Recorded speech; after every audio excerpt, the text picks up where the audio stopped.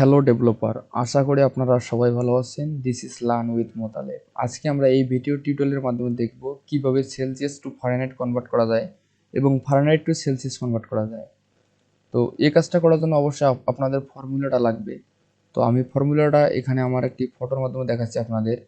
Celsius to Fahrenheit, তো এখানে দেখতেছেন ফারেনহাইট হবে 9/5 সেলসিয়াস প্লাস 32, আর এখানে ফারেনহাইট টু সেলসিয়াসের ব্যাপারটা হচ্ছে এরকম, পুরো উল্টাটা হয়ে যাবে, অর্থাৎ 5/9 ইন্টু অর্থাৎ ফারেনহাইট মাইনাস 32। তো আপনাকে এই ফর্মুলা দুইটা অবশ্যই মনে রাখতে হবে যদি আপনারা এই সেলসিয়াস টু ফারেনহাইট কনভার্ট করতে চান। তো আমরা আগে করব সেলসিয়াস টু ফারেনহাইটে নিয়ে যাব, তার জন্য অবশ্যই আমরা ইউজারের কাছ থেকে নিব, ঠিক আছে।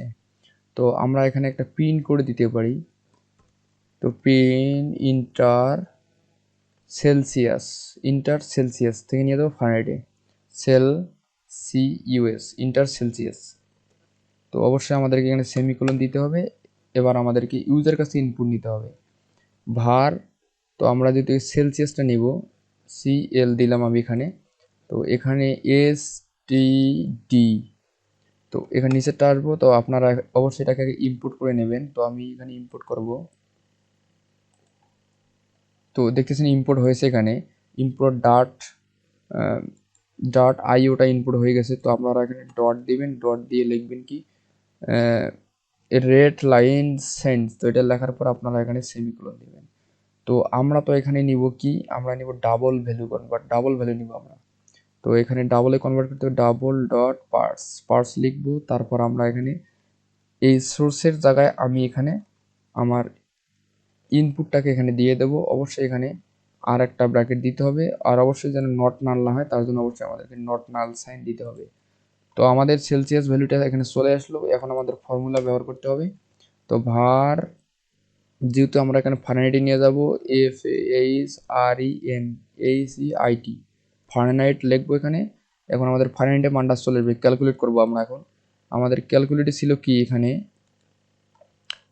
অর্থাৎ 9/5 তারপরে সেলসিয়াস প্লাস 32।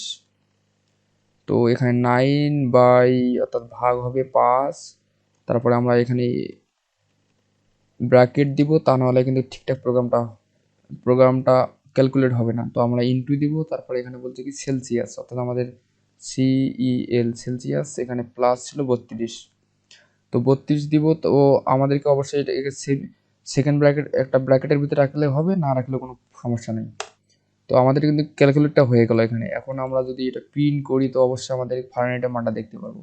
তো এখানে প্রিন্ট করলাম এখানে ফারেনহাইট। তো এখানে আমরা লিখতে পারি এভাবে ফারেনহাইট। তো এটা আমরা কপি করে দিতে পারি। তো আপনারা লিখবেন, আমার মতো অলসতা করবেন না। তো এখানে ফারেনহাইট দিলাম, ফারেনহাইট দিয়ে ফারেনহাইট ক্লোন। তো আমরা এখানে ফারেনহাইটটা প্রিন্ট করতে পারি, $FAR ফারেনহাইট। এখন যদি এটা সেমিকোলন দিয়ে রান করি,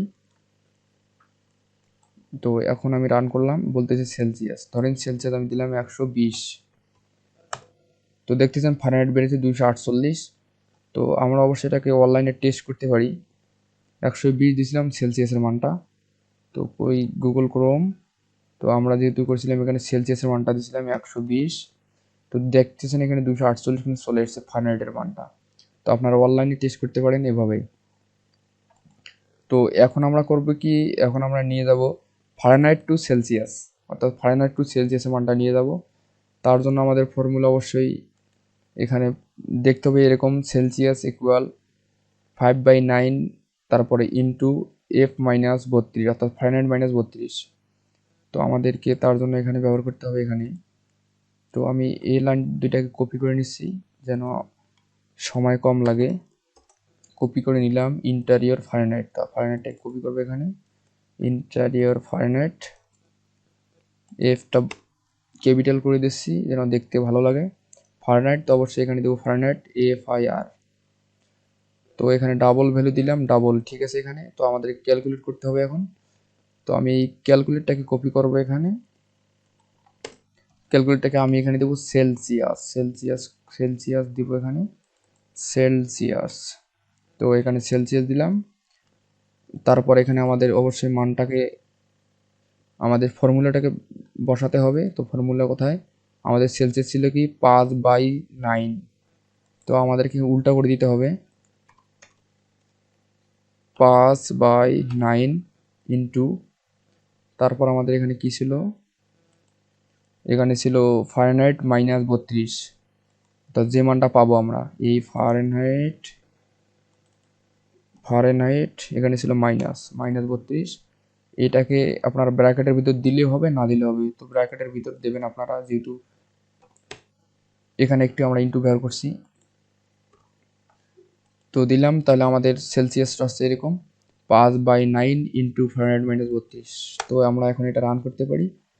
এইটাকে কপি করে দিব, এখানে কপি করে এখানে দিয়ে এখানে দেব সেলসিয়াস। তো আমি এটাকে নাম দিলাম একটা ভালো নাম, সেলসিয়াস।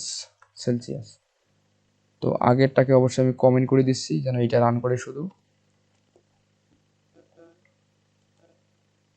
তো এরর কোথায় আছে, তো আমাদেরকে এখানে দিতে হবে এই যে সেলসিয়াসটা এখানে দিতে হবে অবশ্যই।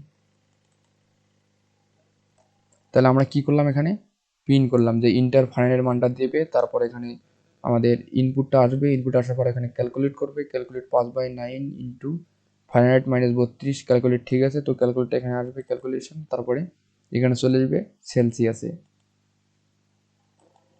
তো এখন প্রোগ্রামটা রান করতে পারি। তো ধরেন আমরা ফারেনহাইট দিলাম 100, তো দেখতেছেন সেলসিয়াসে 37 এতগুলো 7। তো আমরা আগে অনলাইনে টেস্ট করি, 100 দিছিলাম ফারেনহাইট, তো ফারেনহাইট আমি দিব এখানে 100। তো দেখতেছেন 37.3 তো আপনারা একটা কাজ করতে পারেন, এখানে আমাদের 7গুলো যেহেতু বেশি হচ্ছে, 7গুলোকে একটু ফরম্যাটিং করতে পারেন। তো এখানেও পাবেন আপনারা এভাবে দিয়ে, কিন্তু এখানে দিচ্ছেন কি, এখানে আমাদের তাহলে আপনারা একটা কাজ করবেন এভাবে, এখানে আগে $সাইন দিবেন, তারপর সেকেন্ড ব্র্যাকেট দিবেন, তারপর লিখবেন সেলসিয়াস, তারপর লিখবেন ডট, তারপর লিখবেন 2 স্ট্রিং ফিক্স, এখানে দিলাম আমি 3, যেন আবার 3টা সংখ্যা দেখা যায় দশমিকের পরে। তো আবার প্রোগ্রামটা রান করলাম, করার পর এখানে ফারেনহাইট মানটা দিব 100, তো 100 দিলাম 37.3, মানে 3টা দশমিকের উপর 3টে সংখ্যা দেখা যাচ্ছে। তো আশা করি ভিডিওটা ভালো লেগেছে, যদি ভালো লাগে একটা লাইক দিবেন, কমেন্ট করে জানাবেন কেমন লেগেছে, অবশ্যই আমাদের চ্যানেলটি সাবস্ক্রাইব করতে ভুলবেন না। আজকের মতো আল্লাহ হাফেজ।